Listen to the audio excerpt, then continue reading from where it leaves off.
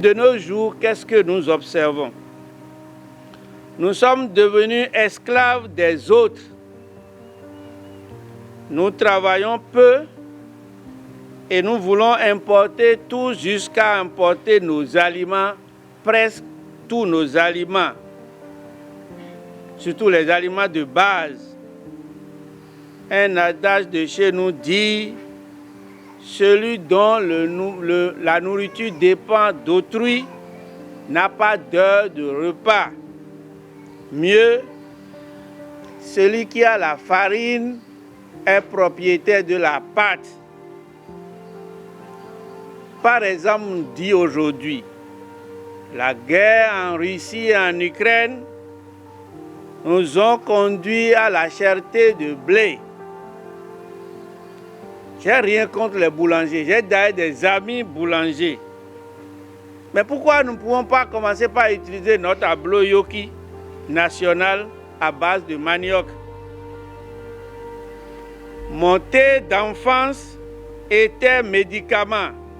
C'est des feuilles encore. Et pour ajouter, pour me permettre de vite boire, c'est un peu de miel. En même temps, je prends du thé, mais en même temps, je me soigne. Vers 10 heures, un quelconque à Dalou, à Vlouda, ou bien à Douai avec Gary, je suis déjà OK pour la suite. 13 heures, ma maman préparait déjà des légumes qui étaient à l'Ikama. C'était les gbémans très nutritifs.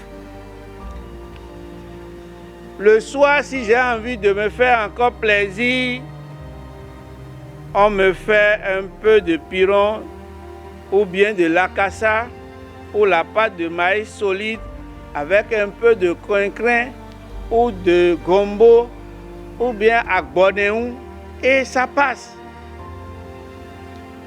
Mais qu'est-ce que nous on a fait? Nos goûters étaient yaki-yaki, c'était rang et clan et on était à l'aise. Mais aujourd'hui, la génération shawarma, la génération pizza, la génération glace, les cahiers, et vous ne savez pas d'où vient ces laits. D'ailleurs, sur ce qu'on nous amène parfois, on ne se demande pas pourquoi les gens inscrivent sur le carton Only for Export, seulement à l'exportation et pas là-bas. Nous mangeons les 90% de nos maladies et aujourd'hui, des AVC, l'hypertension artérielle, hémorroïdes, diabète, pour ne citer que ceux-là, ces maladies, j'allais dire. Et pas méchanceté, si nous retournons dans nos villages, la première femme vieille ou homme vieux que nous avons vu avec cheveux blancs, c'est lui qui est sorcier.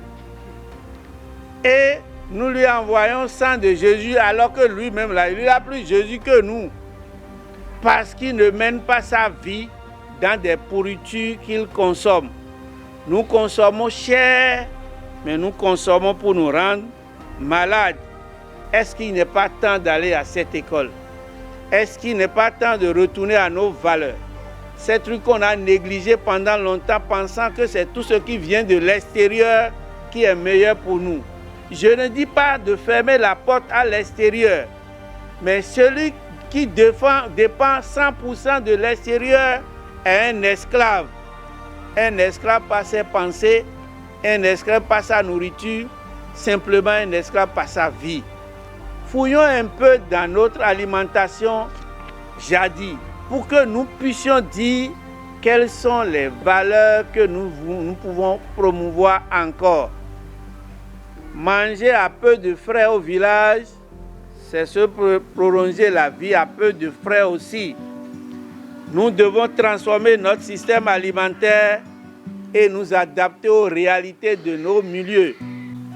Une fois encore, s'ouvrir aux autres, mais rester nous-mêmes. Le séjour d'un tronc d'arbre dans l'eau ne le transforme jamais en crocodile, dira l'autre.